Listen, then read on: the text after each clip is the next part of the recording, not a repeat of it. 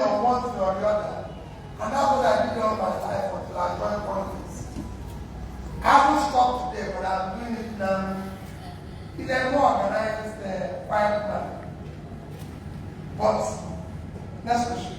Okay. So, Nigeria hasn't been the best, right? The economy, like you said. How have you managed to sustain your businesses over the years? What things have you done that we young people can emulate as we're running our own businesses today? Well, I still say it is difficult for everybody. In this difficult time, is to manage your costs if you're doing business. If you're about to start business, you must be able to apply yourself more. So you, again, managing your costs, managing your expenses, managing everything. Let me tell you about success of a business. The success of every business depends on the lifestyle of the proprietor. Yes. Because you must know how much you earn and how much you're going to spend. It's a critical thing. You might think that, oh, it is impossible to live on certain days. On the average, in 2014, 2015, I gave about 10 people loan. Guess how much loan was? 10,000 naira. We're trying to do an experiment. They used to buy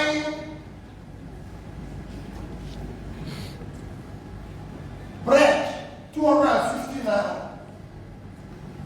and they sell it 300. So every day they buy 40 loaves, and they sell it for 300. It becomes 12,000 naira. So they were earning 2,000 naira extra. 3 of them stay in one room. 3 of them, they stay in one room. So they're able to manage to pay landlord when they put money together about 2,000 naira a month. They eat 500, so they pay 100. I can tell you that today, 6 out of that 10 can on their own buy goods of 300,000-400,000 naira. Because while people were working and are going to be paid 20,000-30,000 naira, these people on the average were making 60,000, and they were managing their costs where their expenses is about 20, 10,000, so receiving 30. So in the following month of this, they double their business. If I one of them today have a cake which costs 670,000 and are driving it. So it's you knowing your cost. You might look at that and say, where is he going to start this and when is he going to end? Where is he going to do this? What is he going to do? And everything. Same thing goes to the man who started supermarket. You can start it, that corner shop, but you're managing everything carefully, living your life. And if you do it properly, you live with it. Everything I do today is the life I do as a businessman. Of course, for sake of inquiry, you can go and ask anybody who was in the University of Nigeria in Chicago now. The rest is story. If they ask someone that gave me transport, very good friend of mine, lives in Owerri, or so many other persons. Because then I was a trader. Everybody in the university knew that I was a businessman. But then, the life I lived didn't show that. And now I've got to continue to today. And I'll show you a bit of it to Madam and the mentor this morning. I said, mentor, I didn't ask me when I started, but when I finished, I told them, I said, everything I did this morning, look at the cost. And somebody said, how can I? And I calculated the cost. Was actually about 500 naira. Someone wanted to argue that egg. I said, no. Look at the cost of the egg. Look at the cost of 2 pieces of bread. Look at the cost of the bread. I bought it alone, but they shared it into 12, so I took 23. You know. And I didn't have to look for anything. I brought the cost, everything with me, and I said, this is it. You manage. So it's your lifestyle is critical. You're the one who is watching your cost always, and as you grow, you continue to do that. So that's what that made me survive Nigeria. It's difficult, I lost a lot of money, but as things change, it should change. You know, it's a difficult environment. It's a difficult environment even to start business today. Yeah. I mean, I think it was interesting today with you to break down the cost of your breakfast this morning. And if I wasn't sitting in front of you while you were having your breakfast, I probably won't believe you, but I mean, so that leads me to the next question, which is how have you managed to remain so level-headed in spite of being very successful, I mean, both in business and in politics? How have you maintained your level-headedness over the years, and what can we learn from it? Well, that is, again, from what I say, but let me tell you what I can tell you about it. There's nothing called being successful. Whatever we see ourselves, wherever we see ourselves, today, everybody here is the same thing. We are all equal. Whatever we have is by His grace. And I'm not saying don't work, because here people think you can get anything by just not doing anything and going to pray. No. I'm a Catholic. I believe in church. I'm fanatical. Some of you might not know. My immediate senior sister is a reverend sister. My immediate younger brother is a reverend father. So I'm sandwiched between the two of them. But I can tell you, they don't run the church for heaven is full of grace. They collect money. So money is important. They work for it. So I don't want people to wake up in the morning and telling me that I'm going to make money by praying. No. You work, then you pray. So it is the work that God will bless. So what makes you then to remain level-headed in them? You must appreciate that it is by His grace. When you have worked hard, because other people did the same thing, and you don't have the same blessing. There's still an element of blessing. And two, you have to realize that you live in a society. And nothing makes you a different person from anybody in society. So you get to a place, somebody says, you don't know this person. I'm not supposed to know everybody. And people are not supposed to, just like here. Anybody here, we have a lot of people here. I can tell there's so many people here who don't want to see me, who don't like me. If everybody here like me, then there's a problem. There's something is wrong. There are people who don't believe in this nonsense I'm talking. That's what makes a difference in life. And you must tolerate that person who don't like you. People say to me, hey, wait, there's so much agitation. I'm sure you must have seen me talk about that agitation. And I said, there's agitation in my house. So why are you doing what to do? You know, there's agitation in my house. I still today, to this day, disagree with my wife. She still disagrees with me. You know, and I'll say, okay, well, listen, come, let's talk about this thing. That's what it is. Have children who agitate with me. So it is you knowing that this person is this, these people are human beings. Let's sit down and see why they're doing this. Let's sit down and say why this person is saying this. These are the things that makes the difference in your life. And that's what will make you to be. And know that everybody is very important. If you're a big man and you have a big man, can you be a big man? The big man has a job. And his job is very important. Because he cannot do his job. If you have a driver, the few things that I learned this morning, you know who I was talking about rice and beans with? My driver. We were thinking about it, we were coming here. He taught me, I thought beans was more expensive than rice. But I read something and I said, how come beans? Like beans? How come beans? No, he said to me, no. That being a cup of beans, the rice is 220, a cup of beans is 1,000. This morning. So you see the knowledge of the Bible. Because we have a conversation. When I go home, I call Gate Man. Gate Man, what is happening?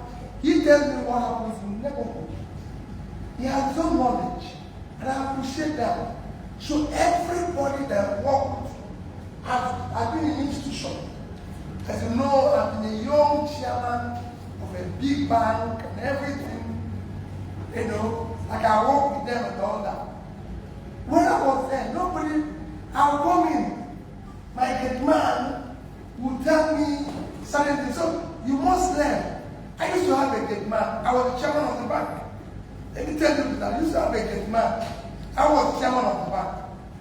So whenever I come, you run and carry my bag and take it to where the chairman is. One day, he was carrying my bag. Another man came. He took my bag and carried that man's bag. And asked someone else to carry my bag. I was the chairman. So people who saw him in the bank was like, how dare you do that with chairman's not nobody? I want to learn. There might be an incentive. And make this man drop my bag. So I called him. What happened?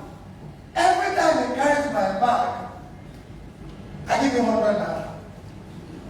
Every time he carries that man bag, he gives him 1,000. So he dropped my bag. And what's the bag? So I told the manager, the branch manager, who was like, this man, you must go to that. I said, how can you go? Can't you see the incentive that you know, even you have got my back. This is human being. This is human being. So he was shocked that when he came to apologize to me, and I hugged him and said, you have children, you have to pay their school fees. You're not going to tell them to carry the bag of chairman. So this is an incentive. So what we need to do is to pay this man a little bit more. So that you will know. Even me, I changed. After they're giving you additional maybe 200 So because you have to learn that. You don't get annoyed because people tell you, oh, you're this, you're that. No. So you must remain, everybody here, we have all the same thing. I could have easily come in here with police army and everything. How can? These are my brothers and sisters. These are my daughters, my sons, and everything. I want them to feel free. And I want to feel free within them. Wow. Thank you very much, sir. Yes. So the lady they have to come. Yes, so we're going to open the floor for a couple of people. I want you people to be free. Please. Don't reserve anything. If you don't like anything about me, tell me you're useless. Because I will learn from it. Don't say, oh, this man. And I can tell you nobody should harass me into trying to be polite. We're here to learn about your business. And I'm going to tell you incentives on how you can be a better business and a better person. Awesome. Dear Kiro, thank you so much for honoring us with your presence. Thank you for coming. And also thank you for being an inspiration to a lot of young Nigerians. I'll tell you something. Up till like last week, we have conversations, and the joke right now is there are certain things people do, and we ask them, what would people do about this? You know, so it's becoming like a standard. But I'm going somewhere because I want to ask you a question. It's coming from what would Jesus do? So it's like saying, what would Theo do in this circumstance? That's the level of inspiration that you've been able to give a lot of us. Now my question is, you dwelt a lot around your success in the business, and then you crossed over to politics. I understand that getting into politics means that your businesses need to also be taken care of, because you can't do both at the same time. So, I mean, that now takes us to the type of structure that you've been able to observe. I'm sure a lot of people would like to learn from that experience. How were you able to structure your businesses to make them be able to run without you as you pursue your political career? Well, very simple. My business now, I'm more into investing with other people. I don't have any business I do directly today. I do business with other people. Again, you might ask me, how successful and why is it successful? There might be one or two that are not doing well, but maybe out of 5 or 6, 4 is doing well. And why are they doing well?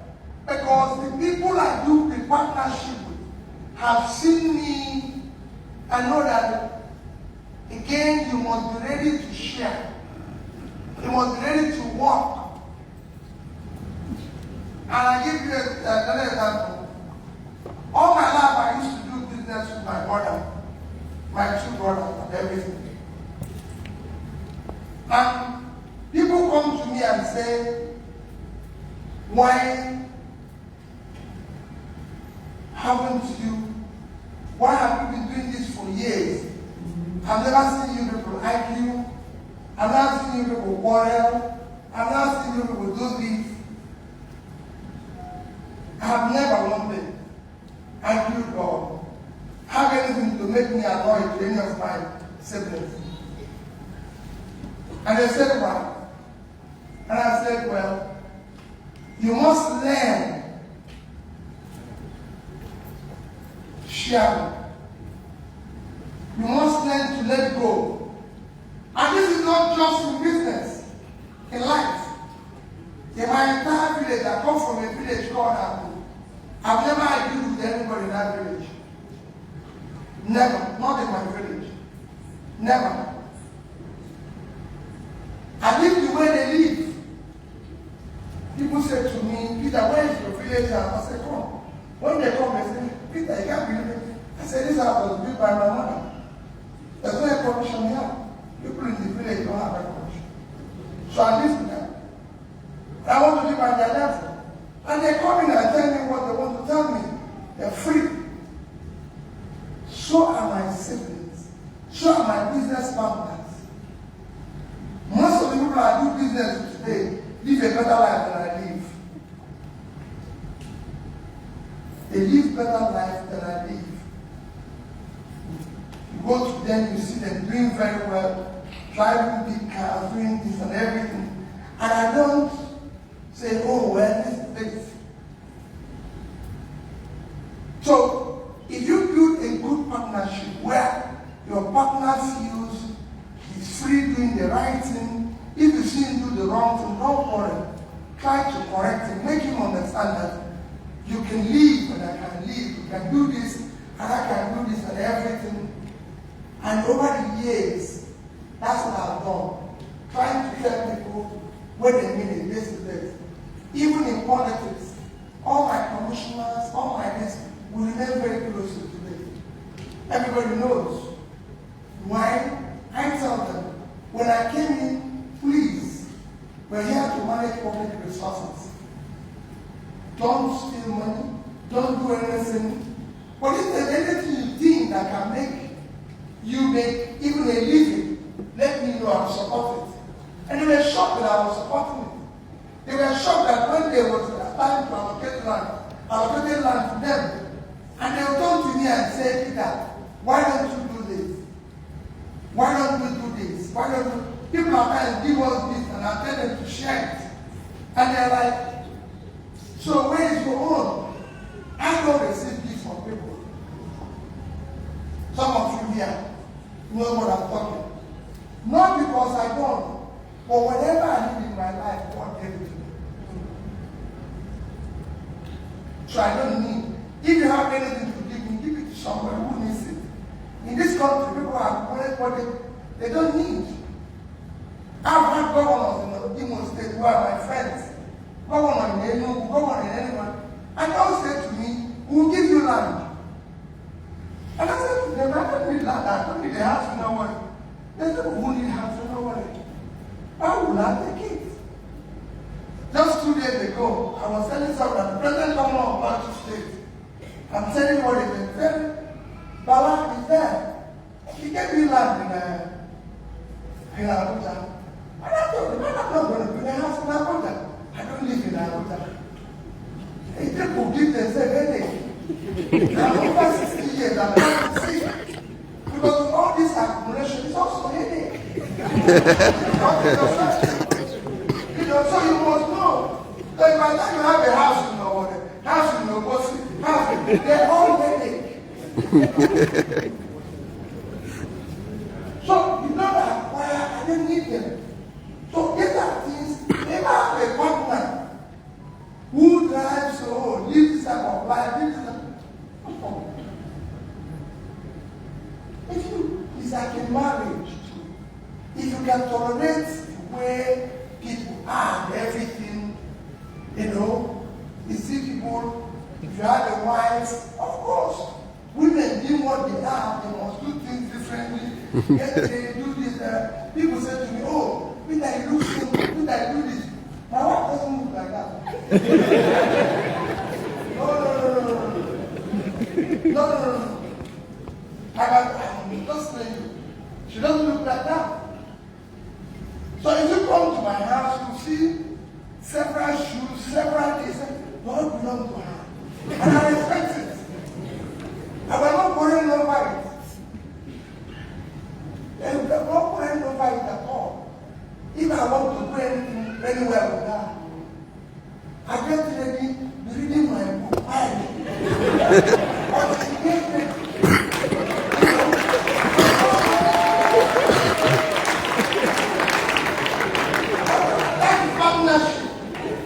Partnership is tolerance and understanding. Yes, sir. It has nothing to do with it.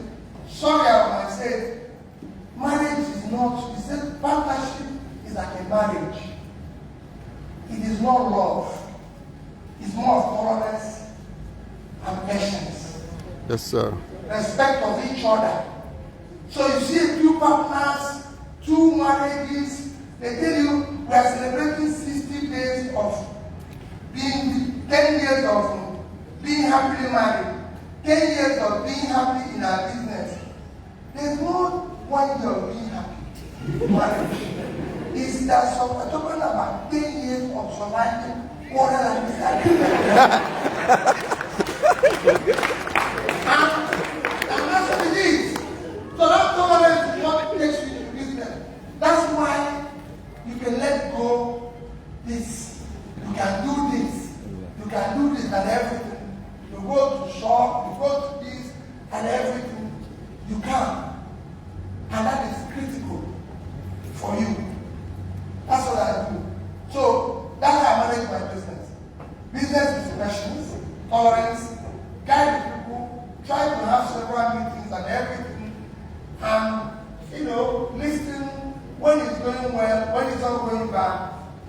share it. Fantastic. Thank you very much. Okay, so just to save His Excellency's time, please just bring 3 more people. No. Okay, so the next question, I think I'll go down there just so that there's a peaceful young lady. Yes.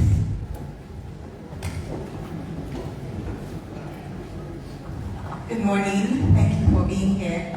A lot of times we hear about success stories, but I want to hear, you said something that in the course of your work you've lost a lot of money. What are the mistakes you've made? And can we hear them so that I can share, let's call it the failure story so we can learn from them. Thank you. Very good question. Let me tell you that there's somebody, one of the directors in the biggest company in the world was hired because he has served in a lot of failed companies.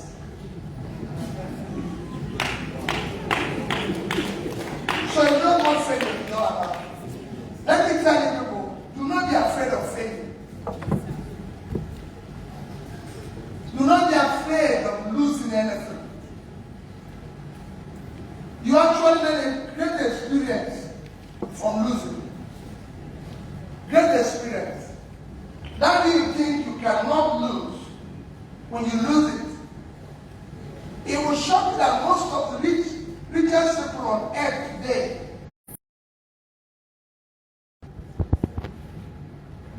I used to tell him, no, it's a small boy. And one day, the vehicle carrying on the air had an accident.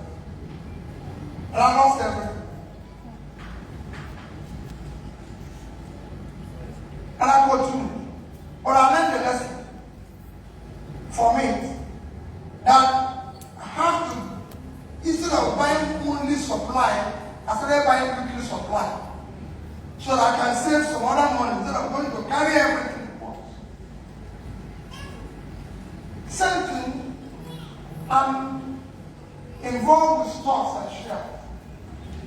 I've bought into companies that was a disaster. I started sharing my risk in different companies. So I'm losing in this one, I'm gaining in this one. Without putting everything that you said in your egg in one basket. So you learn. And that is why I said it's good to interact, good to know, study what, and invest or do your business in what you know. Don't do it because somebody else is making profit from it. Don't do it because somebody else is succeeding in it. So many people have started the same thing, Mr. A is making money, and you lose money. Just believe that this is the one I want to do. And then keep doing it. It will be difficult initially, it will be tough. In Nigeria now, there's a lot of things that can make your business fail. First is the environment. Like I did ask them, this thing you people are doing here, I told him, I said, they won't succeed. He said, why? I said, because government is not involved. How many of you have been able to go to a bank to borrow money and they give it to you? Inspector. It doesn't happen. No, not give us money now. I told him that if you get and Steve Jobs were here, they would have succeeded. Because nobody will lend money to them. Nobody will listen to them. But it will eventually happen. Just continue and everything. And you'll see the difference. So, failing is not a problem. Just ensure that you learn enough experience from that failure that will make you prepare you to be more careful in what you are doing next. And always be part of the business that you know. Study very well. Don't have any results. There's nothing in taking wrong in taking calculated the risk. Anything will happen. And when it happens, don't say that is the end of it. Just say, I've learned my lesson. I'm going to try to do this, try to do this, try to do this, and I assure you, you get something.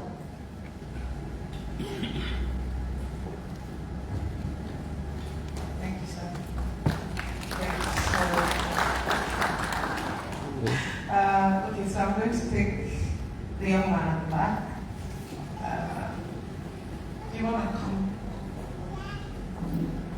Okay.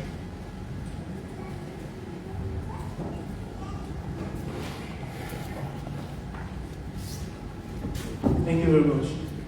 First of all, I'll say I'm very privileged to ask these questions.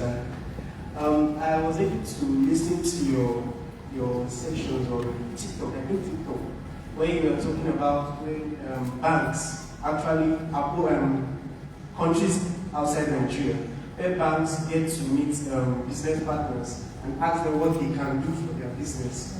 So I'm trying to understand, because I have a friend, I actually had an interaction with my friend who just left. We had a business idea to set up in Owerri, but it's just a laundry business. So, but unfortunately, he told me that the economic situation of Nigeria is not something that he can actually, stay for a long time to make investment on it. So he left.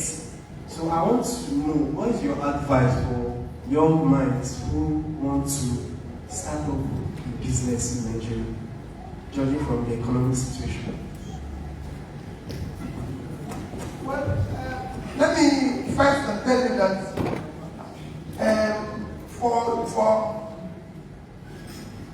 I'm not against those who are living. That I can tell you categorically. I'm not against those who are living. Because if you look at this place, I say it with every sense of responsibility, Nigeria is the typical case of where lunatics took over their side. However, it will get better. I believe it will get better.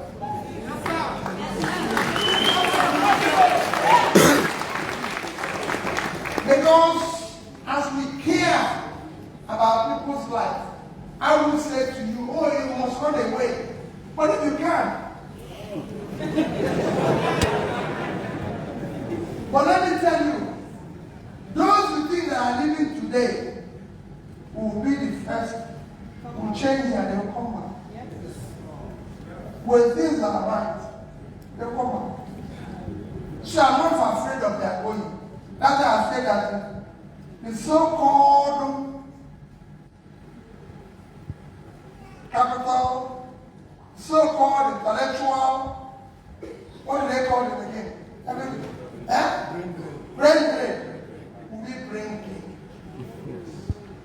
Because it is people who left China, India, everything, and are going back to India. Mexicans are going back to Mexico for America. Brazilians are going back. Nigerians will come back. But then if you have a sense of responsibility from governance, here we are not seeing governance. I'm a politician. So don't think I'm an exception. We are all in it. We're all mess. We disappointed everybody. We've not done the right things. I just ask you now, when was last government care? When was last bank gave you money? When was last you go and speak to anybody?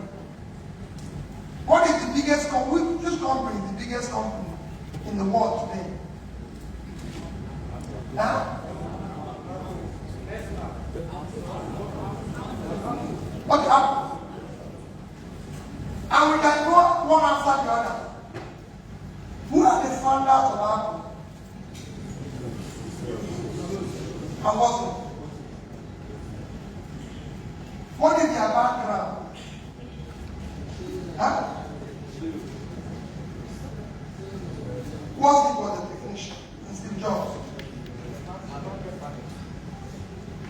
Steve Jobs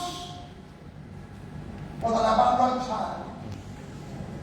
His foster parents picked him from a foster home. So it's like going to honest baby store and picking somebody. I said to him, and of course he went to school. Because of his intellectualism, the school didn't find him a useful student. So they sent him away. So his foster parents were able to do that. Anyway, He finally lives with his friend Wasney in a garage. In a garage. But they were able to approach a financial institution or investors that said, let's give these people money in this thing they're doing. That's why I said, yeah, you wouldn't have succeeded. People will say, this is what is this boy in the garage doing? Let them get away from him. There's something that happened in Steve Jobs' life that will never happen here. Do you have to know?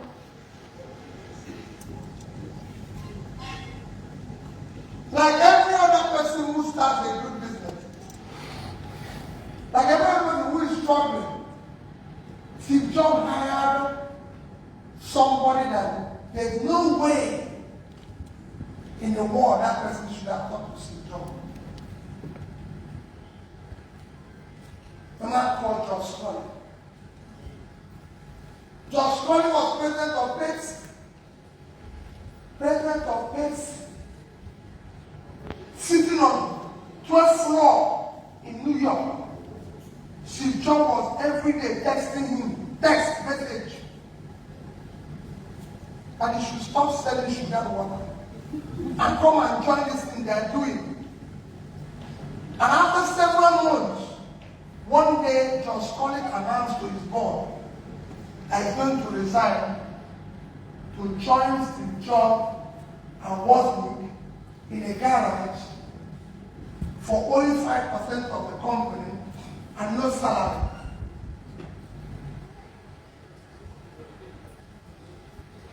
This man is earning millions. Guess what makes people think? They think it's no man.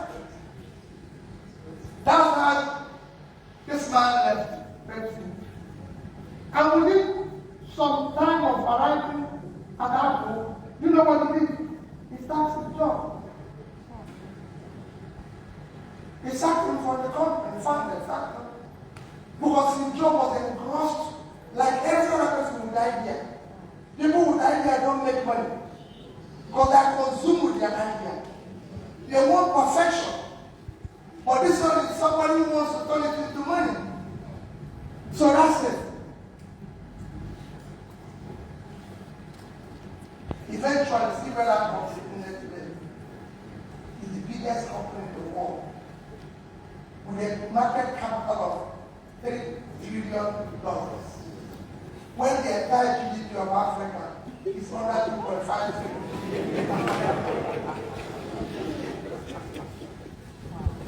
So, what is this thing? Is the system here does not support anybody.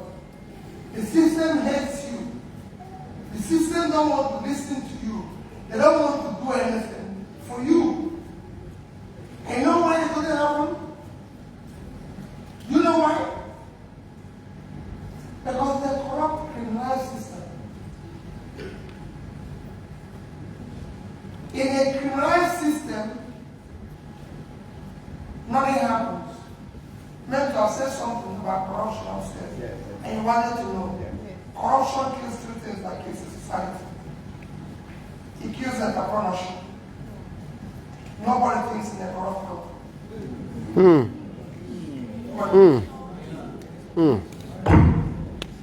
Because people are creating wealth without enterprise. It destroys society. Here we have people who are living superfluous life without a daytime job. It can never happen anywhere in the world. People flying around when they don't have an office. We're not talking about Steve Jobs and his richness. There are so many people here in this country, I don't know what they do for a living. And they live a life. That's what you said when you said there was something. People were making money for nothing. That's criminality. It gives professionality. That's what corruption does. So nobody is a professional in a corrupt country. Why do you want to be, for example, a university professor? when you're going to be paid 400,000 naira. And the council, the politician, earns 3 or 4 times that. The council is somebody who lives in your village, who never had anything, and suddenly he earns more money than professor. The governor of Igbo, while I was in Kellogg Graduate School, the governor of Igbo earns about 180,000 while I was in school. The dean of the school, Professor Jacob, earns $250,000. Today, professors in Stanford earn no money than the governor of California. That's the society that works. That's the way you can get people. So people can be professors in Harvard, not to go and be looking to be here. The governor has been appointed to the state of government. What are you talking? It's a system that is faulty. When last did you see a governor going to look for people? People go to look for him. That shows something is wrong. I used to have a nursing model. I laid the foundation for that factory. When that factory was completed, I went to President Jonathan and said, you should come and commission it. And people said to him, oh, it is not government, it's government now. I said, Mr. President, that's the only reason why I'm writing in another thing. I don't want you to do anything for me. Come and commission innocent family. I don't do commission throughout my years as governor. They said maybe 1 or 2 they did by reform. I said, why would that commission road? The road that built with their money and their personal. So why are we going to find another money to call people to commission it? When we get it to fish school, people are asking to fish school. They see the school will change. People can say, no, we didn't do school, but people are seeing the school. They know how the school was when we started. They know how it is now. If they don't believe it, they'll so be it. It's their money that I used to do. So we don't need to call people again. I tried one of them, they wanted to convince me to do commission. And we look at the money they want us to use to call people to commission it. We use it to build 2 classroom blocks. I said, no, leave it. So, Innocent stayed in his office there, asked him. He said to me, come on, I want to come and see you. I said, no, it's me who needs you. I'll come. And I come to him. He has never, he called me and said, Governor, I want to share that I'm coming today. I'm glad to go and see you. Because you are the one who is in the government employing labor. When you get wanted to see Clinton, Clinton asked you the appointment that to meet Gates on a particular question. You are creating jobs. The government should look for you, not the other way around. When last the small businesses, when last did somebody in government come to the office? I told him today, I got a loan from a bank in the UK without any collateral. The collateral I have was my intellectual capital. That's what they look at, my CV. Oh, this man passed through Oxford, Cambridge, this. And they get the money. And they come to my office to see what I do. It will shock you. At the end of the year, when I started doing well, I'll get a letter from the Prime Minister, get a letter from the Queen. Since I live in Nigeria, I'm not getting a letter from my local government. What type of country is that? Chairman, local government chairman. So that is what makes society.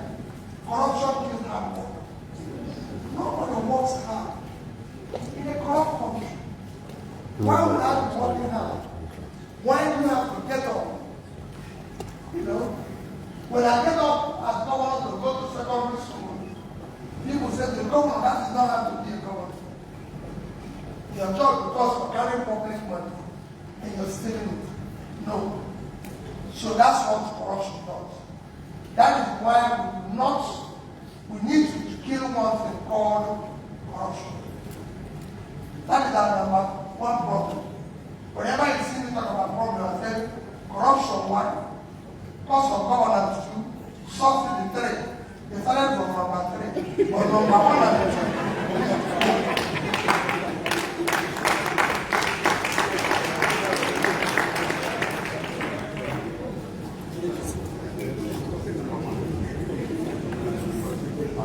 Professionalism. Number three, kills hard work. See that three things that makes a society. Any society doesn't have this. Like I told you upstairs, any society where people who are in government are richer than people who are doing business is finished. Cannot have. People, we are not talking about the gates. We are talking about this. If you Google, all of you Google the net worth of Biden, it will be less than $10 million. And then you have to Google the net worth, just say financial net worth of President Biden.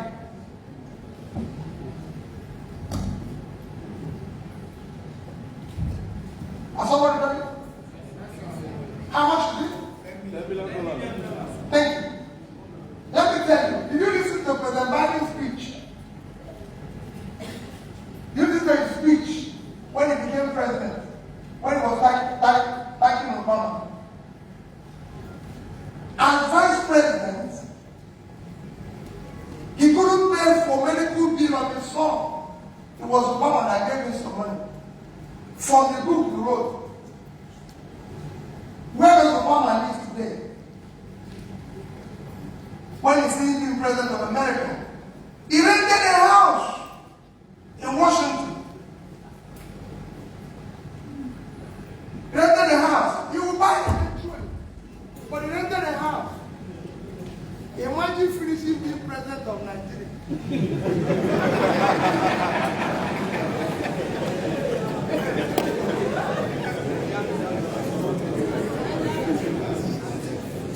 So Biden is worth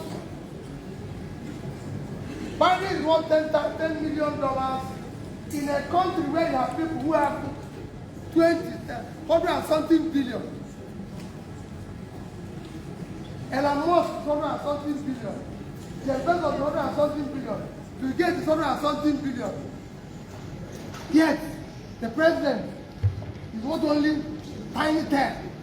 And that include his house, money is going to end as the president. He will read it. You don't think that is distant. So is Obama, so is everybody. Here, he will be the richest. Everybody will be going to him. Have you read Obama's book? How he went to visit Warren Buffett? Warren Buffett didn't come looking for Obama. He didn't come looking for Obama. Obama went looking for him.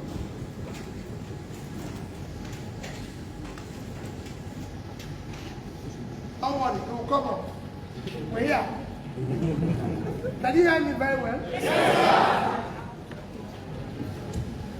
Obama went looking for Warren Buffett, not the other way around. He went as far as going to look for him in his home. He went looking for him in his home.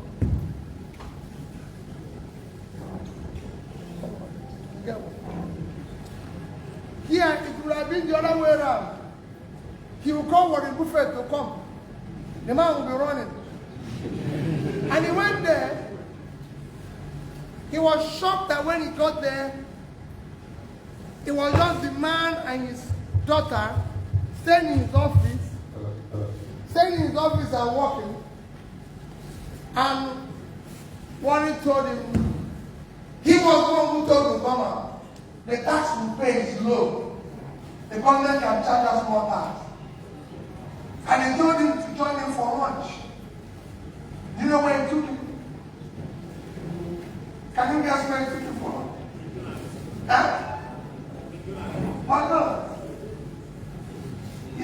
has been doing this thing for something years. And he's a shareholder in it. So, that's it. He does it strong. Again, you asked me about being home. I met all this. And Bill Gates, as the richest man I met in America, I met him in Nigeria here. They're not flying private jets all around the place because they work for money. So what am I trying to say?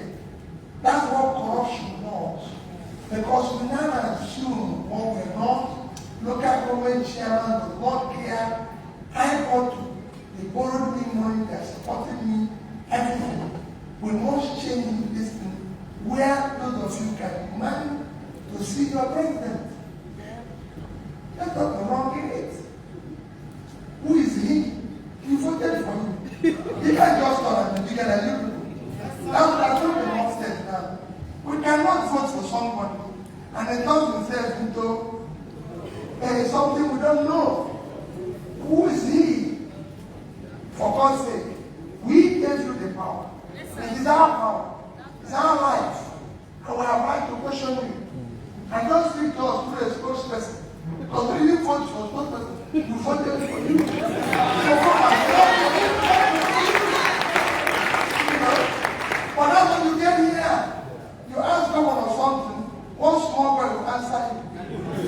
We didn't vote for small boy. We voted for governor. And governor should answer us. For God's sake. When I want to visit school, people say, oh, you want to visit school? Oh, why can't you do this? I said, that's what I'm voted to go and do. What else do you want me to go and do? To go for somebody's white card. It was a part of my promise that when I was campaigning, I'm going to white card. I promised to visit school. So that people do what they promise people, they will do. And the country will work.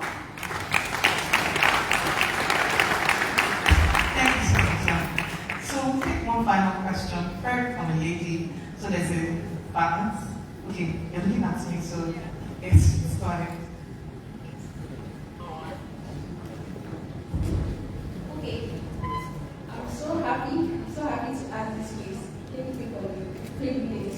So my question is, as a business person, how do you encourage a business person to keep moving, keep going on? If the person is feeling that like, I don't want to do it again, I don't want to do it. So that's what life. No, what you said is very nice. Let me tell you. It's like an attitude in life. It's like an attitude in life. There's a times you don't want to. There's a times you don't want to continue in life. Anybody who tells you that doesn't have that, there's times you don't want to continue. You know, they ask me that question also. Say, you can imagine where I am when people tell you that how you finish the election and they didn't call you, and 2 days after you're campaigning for that people, and you're going around and you're feeling this way. If I do that because someone said, Peter, how do you feel?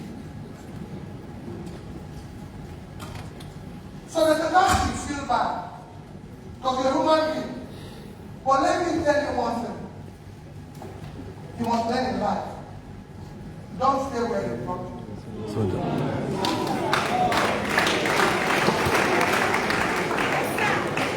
If you ever stay where they drop you in life, you won't get anywhere. I'll get you, sir. Learn this from the life of a snail. Go and match a snail. You break his body, break everything. But if you come back 1 hour after that, without the broken body, he's pulling himself, he's moved. Never stay where they drop you. Because what they will do is that you're giving them joy because they think they've killed you. But I tell you what, you could see people in Nigeria. Why are they worried about somebody who is tall? Because you refuse to stop, then they drop you. They call you all some names, they disgrace you. Some will say it's a useless man, some will say this. I've seen it. Don't think this is the first time I've seen it. I have had a life where I contested election I was in court. And everybody the government. Same thing happened to me. I mean, I was removed from office 3 times. If you think it was easy, it wasn't easy. I struggled for 3 years and became a governor. I was impeached in 6 months. I was thrown out of the office. But because I believed that I was doing the right thing, I stayed on. Everybody said, no. He will never come back for impeachment. This man is useless. This man is this man is that. And people would say to me, oh no, you couldn't have allowed yourself. My great supporter today is somebody who asked me to give somebody money for impeachment, and I said no. I will never give anybody money to do the wrong thing. I'll go home. My name is not Governor. My name is Peter. And I went home. I challenged the Masquarde. Because I didn't do anything wrong. I went to court again. Stayed for another several months. I came back. And I was again removed. And why was this happening? Because to change the system is very difficult. You have for enemy all those who live for the old order. And those who are following you are not sure whether you succeed. So they're on the verge.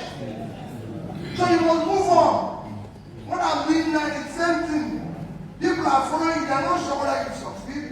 All those who live up the old order, he's saying, how can this man? Let me tell you one of the things that happened recently. Somebody said to me, and a man told him he will not support him. He said, what have you said? This is nonsense. He said, how can you support him? And he took me to the shop. So I am not recording. He took me to a shop and he was buying watches for people. This was an expensive watch, 10,000 pounds, 20,000 pounds. And he said, take one. And this happened few years ago, about 2017, 20, actually 20, yeah, about 2017. And I told him, I said, I don't wear a watch. He said, no, but I have soft wearing watch. He said, I don't need it. He said, you keep it. And the man who was selling the watch was trying to come. I don't need it. The purpose of watch is to keep time. So if I take it and keep it in the house, what is the purpose? Everything must have a purpose. And I don't wear watch again because everywhere I look, time is in it. So why would I wear? You know? So he said, if it refuses me, oh, he said, took me to a shop where he wanted me to buy. He was buying a Lexus bag. Very, one of the most expensive bags in the world. And I said, I don't need it. He said, why? I said, I travel every day. I travel every day. I don't want to, as I'm entering AP, somebody will push and say, don't touch my bag. Don't touch it. I'm wondering the cost of the bag. I said, I'm trying to find that if they touch it, I don't care.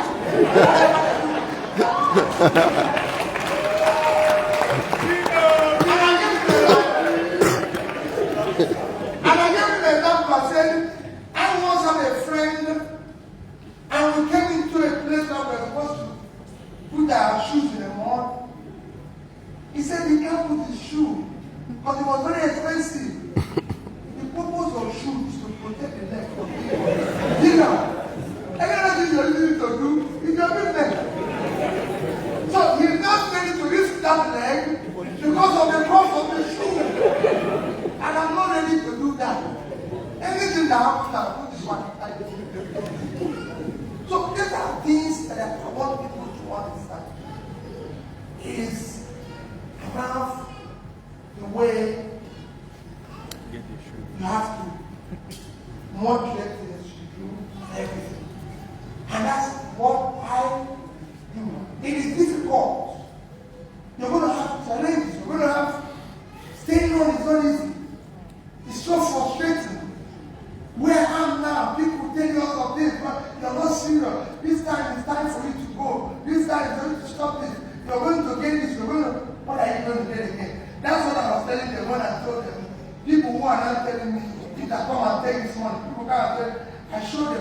look at my breakfast now, 500.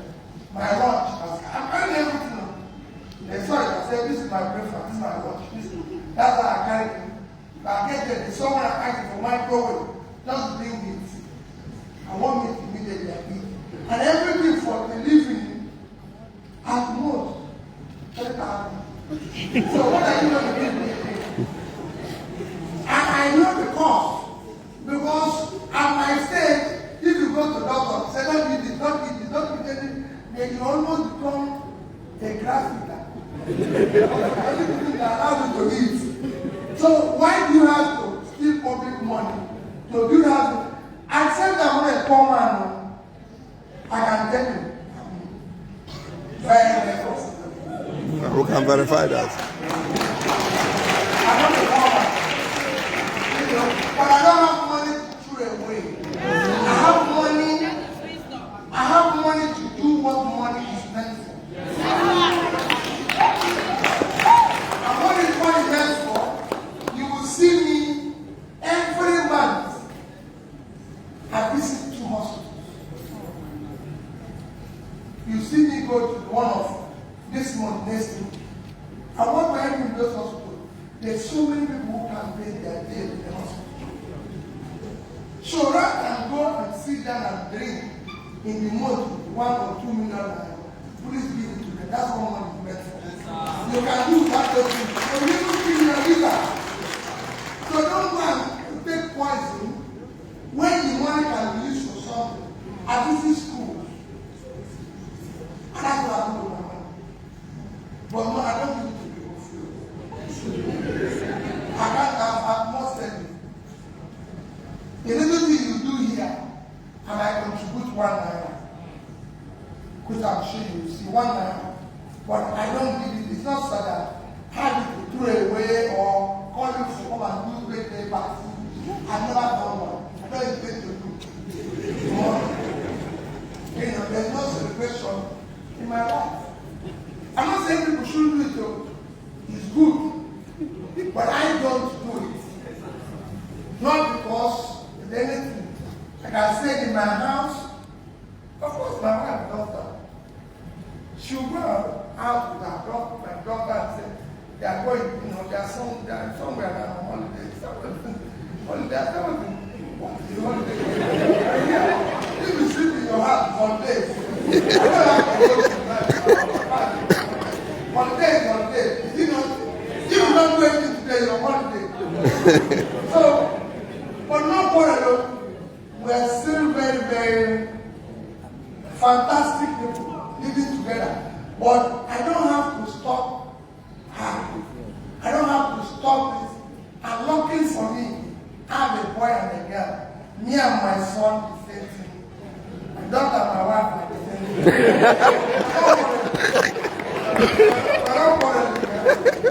So we know. So we just sit down. Me and my son will go for meeting. I know that. And they know the joke with it. I think people think we are not serious. We are serious. Because that is the life. You must tolerate and manage and live with everybody happy. That's what makes it different. Like I'm happy with all of you.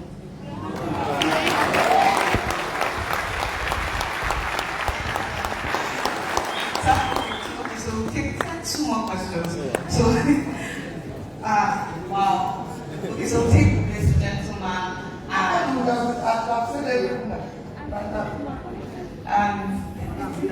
there's a really tall lady I saw somewhere. So this one. Sir, it's an honor having you here.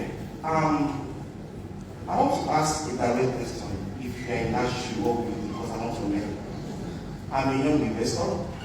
After succeeding in particular business, I joined my passion. I really wanted to do my passion with education. So I started a very big sporting school. And by the grace of God, it's 4 years and we are succeeding. But the government, like you said, is not helping. Why? Because the road to the school is very terrible. There's no like, I literally run 40,000 of diesel every day. Now I'll be having pressure. The pressure is the must join us before we do it. If you're in that shoe, what will you do? Will you make business with what it is?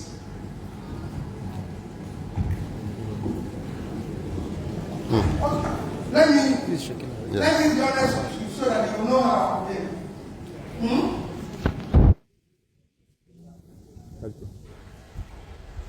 Let me tell you what I told him here this morning.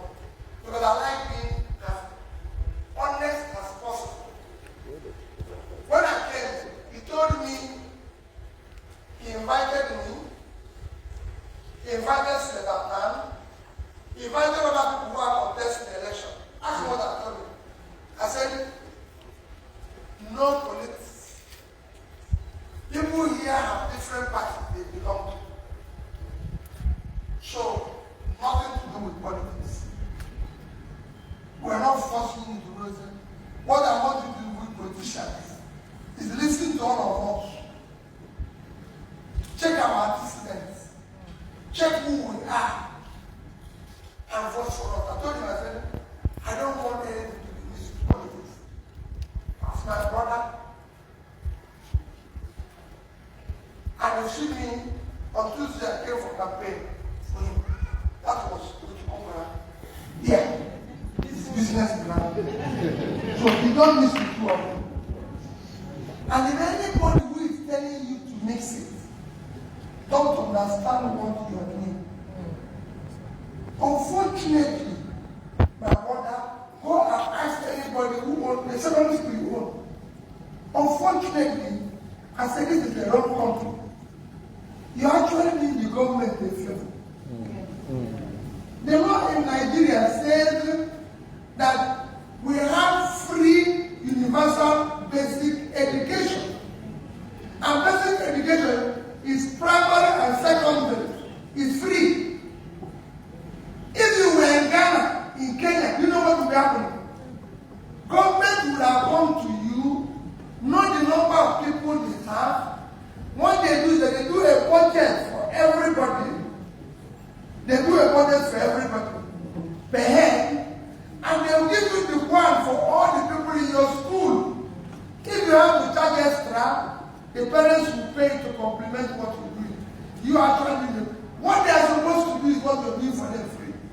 When I was governor in Anambra State, I wanted to go and sponsor private schools.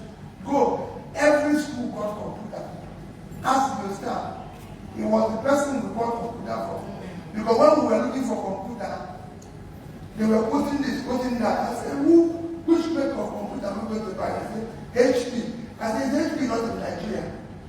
They said, business. So why are we going to Obi and Sons and all that? Let's go to HP. So I drove to HP office in Igbo.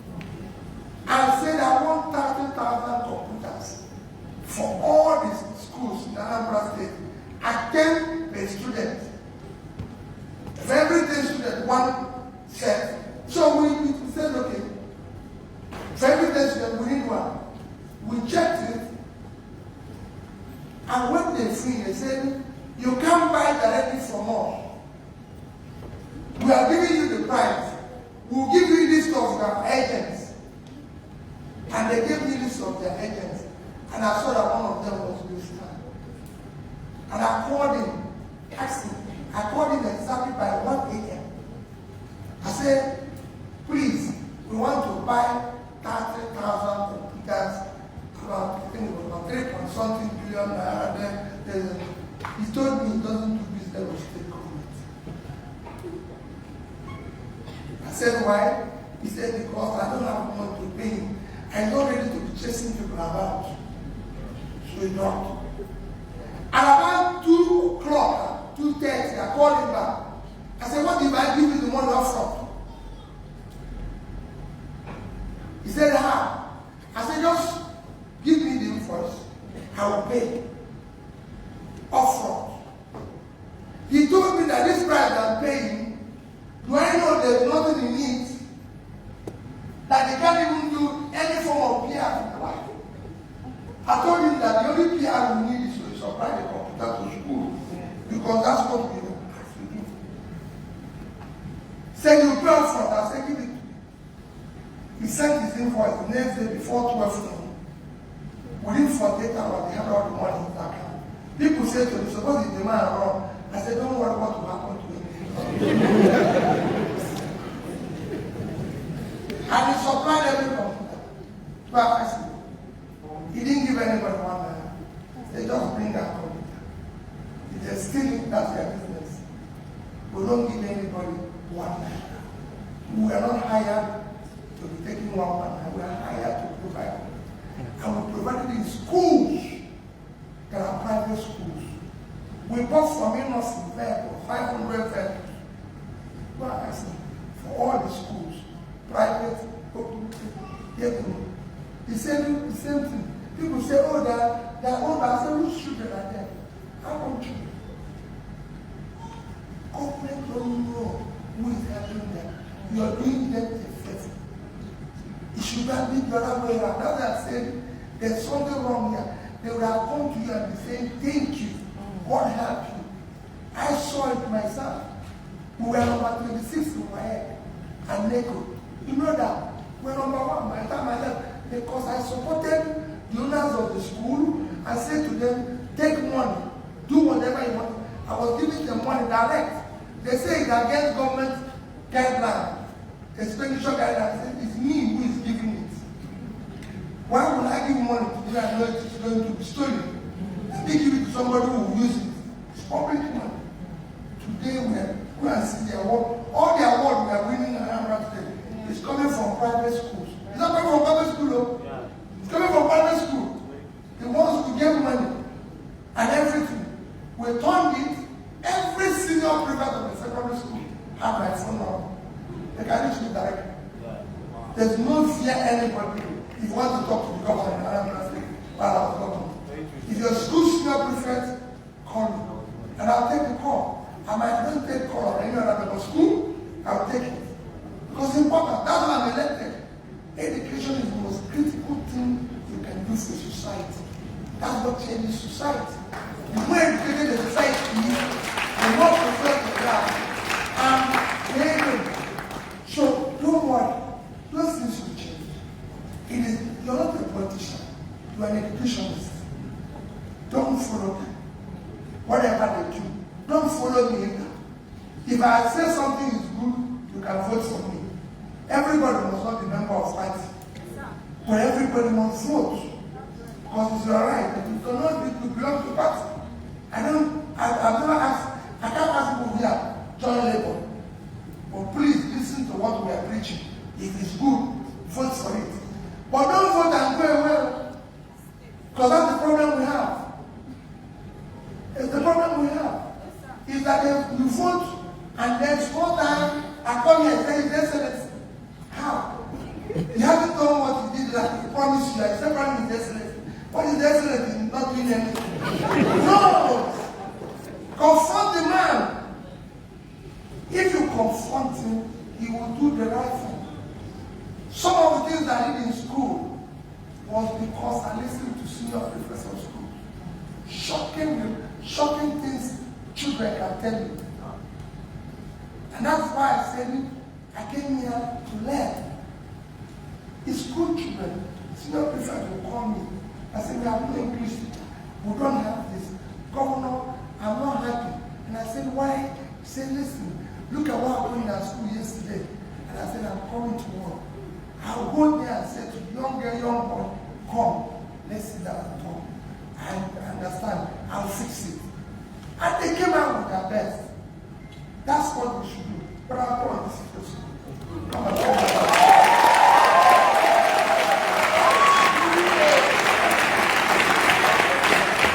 okay, so take the final question.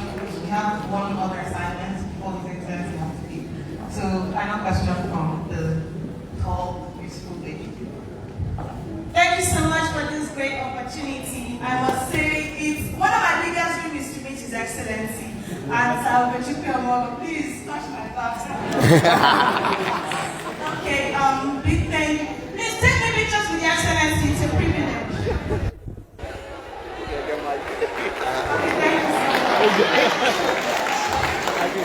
Thank you so much. My name is Uchina. Over the years, I've been listening to Salvo Chukwunogo, the president. His Excellency. And yes, and I learned a lot. So I have a question, sir. My question is, what key quality, or rather qualities and skills, are necessary for effective leadership in today's world, and how do successful people navigate and adapt to changes in the business landscape? Thank you so much.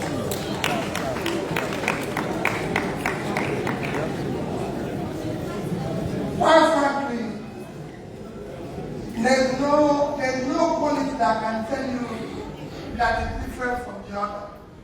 I've seen so many different sides of management. But most importantly is to character. Your character, your attitude, your behavior is critical in leadership. Because it is your character, your behavior, your attitude that can make you be able to know, like you are now, you can get up and say to me, you're wrong. You're right. That patience, that tolerance, that nobody knows everything. Anybody who knows everything is an idiot. Because nobody knows everything. So you must be able to open up yourself and say, well, listen, this thing I did here was wrong. And you're able to go back and say, I'm sorry. We should have done this. That's not the way it should be. Here, as a leader, you must listen to those you're leading. There's so many things I've learned this morning here. And I took note of them. And when I go now, I'm talking. So you are leading, I said it before, your job is to listen. Your job is to allow people to freely tell you when you're doing the right thing, when you're doing the wrong thing. And I always give an example when I was in office and everything.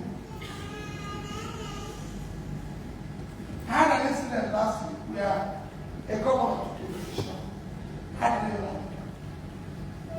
And I called him. One of the governors of Nigeria. And I called him. And I sent him to call me back. And he did. And I politely said, this is what you did. Emmanuel Choice says, the pastor of the body. This is what he did that was wrong. You are a leader in society. You can't do that. It is wrong. You would have invited the person and be able to discuss and know the reason. Always know the reason why people behave in a certain manner and why they did something in a certain manner. I just told you now about a gate man who normally carry my bag. And I'm the chairman, I ask anybody, or chairman of Fidelity Bank, the youngest chairman of bank ever in Nigeria. So, but for the other person, they would have sacked me. As a governor, within my first 2 weeks, 3 weeks, 1 month of being governor, I took decisions that were wrong. And I had a director who used to query what I was signing. I was wrong. He queried it. Because the woman was from Alon. Alon happened to be the home of Ngige, who was my immediate predecessor. They said it against me. So every morning I'm going to work, this woman stands and was, like he's baking and everything. So I passed the first day. Because when I became governor, we had this gate, that gate, before you get to the office of the governor. Then they will remove all the gates. Let people pass through. Because I'm just supposed to let everybody pass. If I come and pass, other people come, they pass. It's the road, not closed road. You cannot close road.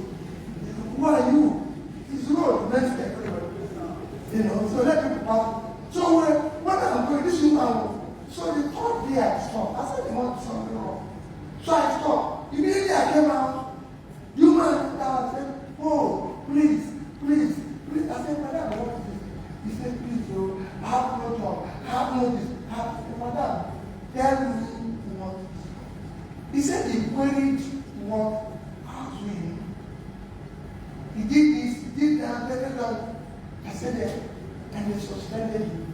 Yes, okay. No problem. I went into the office. They bring all these things this woman query. God Almighty. This woman was right, I was wrong. So I asked the head of service. I said, what are my powers? She said, Director, do I have power to promote her? Do I have power to do what? She told me, and I said, since I have that power, this woman should be promoted to Pamsec, transferred to my office. Madam, your job is to query everything I do here.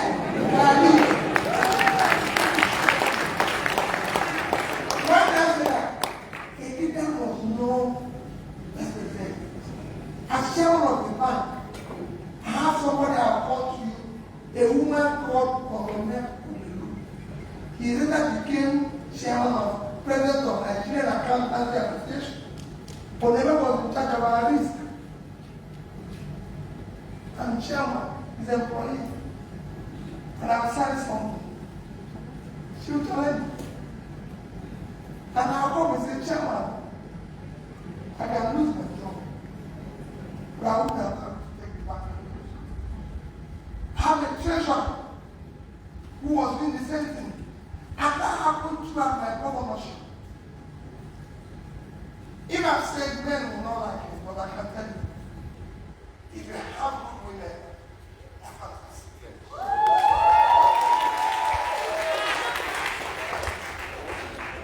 My chief of staff was a woman.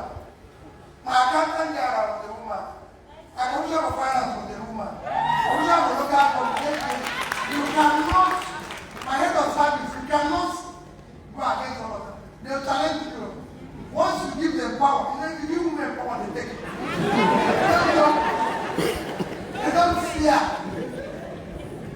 Once I do anything wrong, have a woman from Imo State here. He's married to another state. An angel. She will go to her. She will even look at me and say, what can I do now? And I'm the governor. You know? She's from Imo State. Fantastic fellow. But what did it happen? Today, I can say to anybody, that's very fine because of them. Yeah. Wow. So the leader, it is not about yourself alone. It is about the team. It is about the people.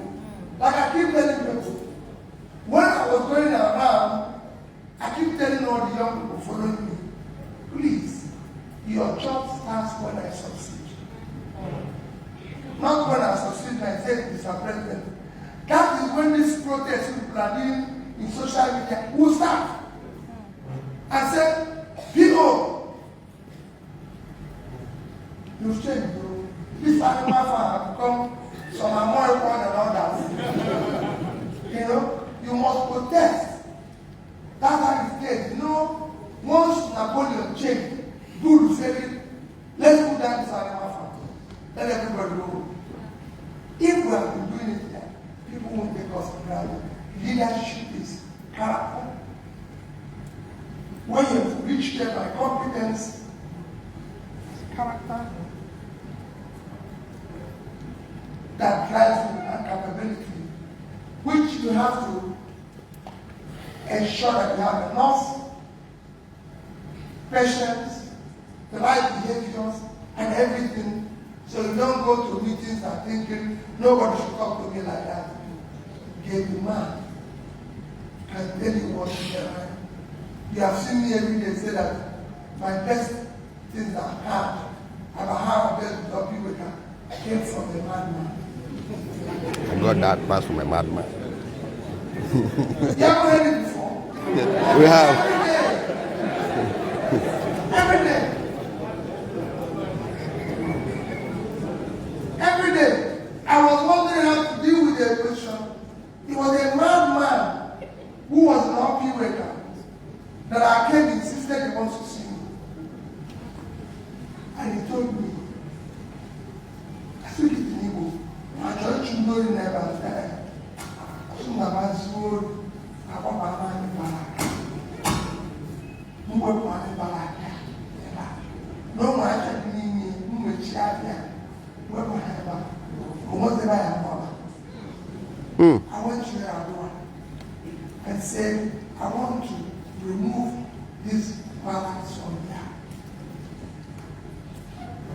He said it then, he said it's impossible.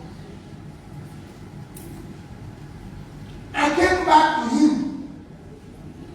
I came back to the German.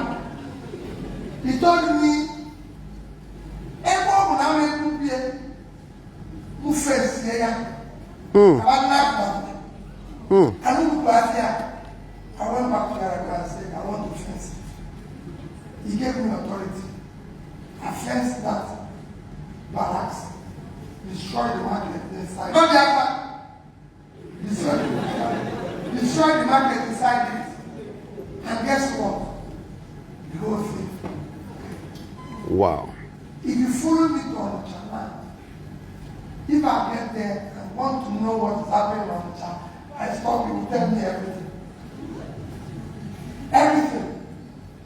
Even when somebody who was not doing well, they say, and the person failed. Because everybody has his own little contribution. Don't take it for granted. Listen to those people you cannot listen to. Listen to those who think they don't have money. They don't have anything to offer you. They are stupid people. They are very small people. Who is he? Is he not just a great man? That great man can change your life. He can tell you the landmines where you should not put your leg. If you don't have, it's not about money. If you don't have money, don't quarrel. But don't treat people unfairly. Listen to everybody. That's leadership. So, thank you. I'm very wrong. Thank you.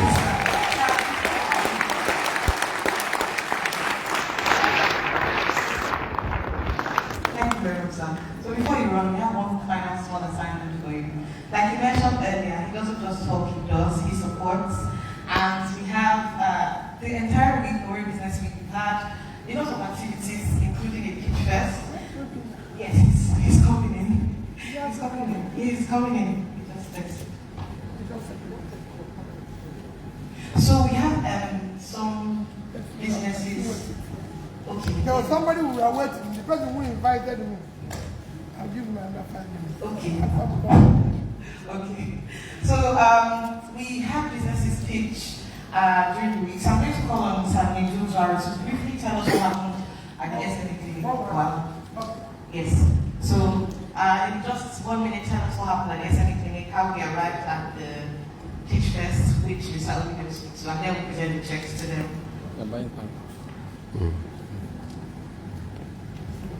Good morning, ladies and gentlemen. Standing on all the existing protocols. Good morning one more time. So, Owerri Business Week has run for 3 years. This is the 3rd edition. And after 2 years, we observed that there was growth in the community.